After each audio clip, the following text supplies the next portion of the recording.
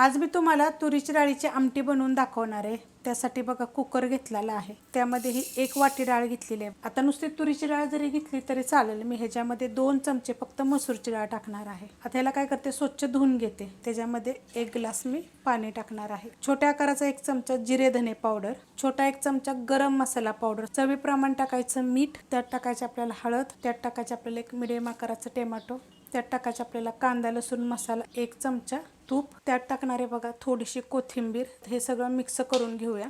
आता कुकरला काय करणार आहे, मीडियम गॅसवर ह्याच्या 4 शिट्ट्या करून घेणार आहे। कुकरच्या बघा शिट्ट्या झालेल्या आहेत आणि पूर्णपणे कुकर थंड झालेला आहे। आपण झाकण काढून घेऊया।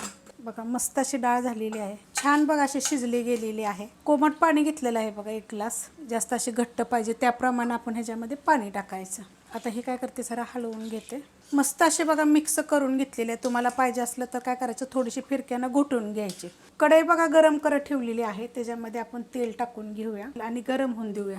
छोटा 1 चमचा टाकायची मोहरी, छोटा 1 चमचा टाकायचं जिरं, त्यात टाकायचं आपल्याला हिंग पावडर, त्यात टाकायचं आपल्याला कढीपत्ता, 7 ते 8 लसणाच्या पाकळ्या कुटून घेतलेल्या। आता हे थोडंसं आपण कडे लसणाचा कलर चेंज झाला पाहिजे, लसूण भाजला पाहिजे। आता त्यात टाकायचं आपल्याला ही डाळ, हलवून घेऊया। त्याच्यामध्ये वरून टाकणार आहे थोडीशी कोथिंबीर आणि चांगलं उकळून घेणार आहे। मस्त अशी बघा डाळ उकळलेली आहे, चांगली उकळून घ्यायची अशी फोडणी टाकल्यानंतर।